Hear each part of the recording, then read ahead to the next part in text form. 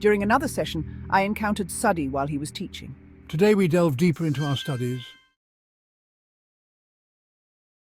Although this wasn't unusual, his hesitancy to answer alerted me that something special was happening. There was an undercurrent of secrecy, as was often the case. This is a complex matter, one that requires careful thought. Suddi said he was teaching the law, but added, How can one teach the law to someone who knows it better than I know it myself? he referred to Jesus as the reincarnation of Moses. He was speaking of one of his students. He described his students.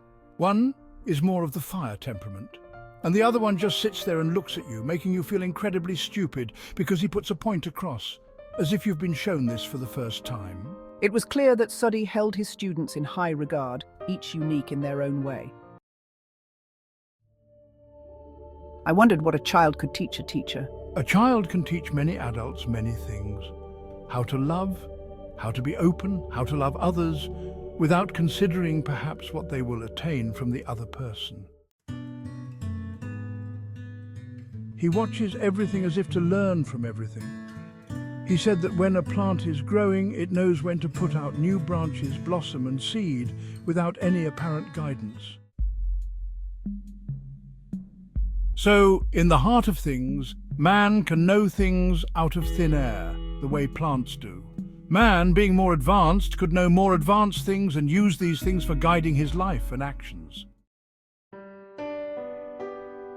I asked for an example of something the child had shown him. Not necessarily something that hadn't been thought of, but it is like a breath of spring, clearing the dust and cobwebs away, so you may see it clearly, perhaps for the first time. I inquired about their ages. They are not yet to their bar mitzvahs. They are 12 and a half.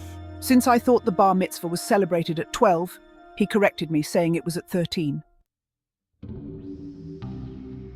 Regarding the law, Suddi clarified it as the laws given by Moses, guidelines for daily living to be considered holy and on the right path. He listed dietary rules, the commandments, and laws regarding family and slavery, among others. Although some laws, like those about slaves, seemed useless at Qumran, they were important for tradition and for those living outside. When I asked if Essene laws were different from the Torah, Sudd explained that Essene beliefs were more about the laws of nature and manifestation, teaching how to utilize every part of oneself for the purpose of one's life. These laws were also in the Torah, but were often overlooked. I pressed further to identify the students. There is young Benjoseph, and then there is Benzacharias. He did not realize that by giving these names, he had confirmed that they were Jesus and John. Apparently, Ben in front of a name mean son of in Hebrew. I asked how long they had been studying with him. Since perhaps they were 8 years old, about 4 or 5 years.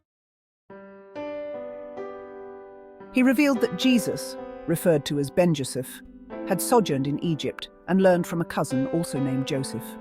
Jesus' mother had accompanied him on these journeys. When asked if Jesus' mother was living at Qumran, Suddi said, no, they live in their home. They did at one time live in the community, but have other children to care for. They felt he would benefit from our knowledge and teachings. They come here quite frequently and visit, and he goes home with as great a frequency. They live in Nazareth. Please like and subscribe to support our channel and help with the YouTube algorithm. Suddi confirmed that the boys studied not only the law, but also mathematics, the study of the stars, prophecies, and mysteries. He spoke with affection, indicating that these were his only students and their education was considered an important project by the elders at Qumran. Indeed, their education is a significant endeavor for us.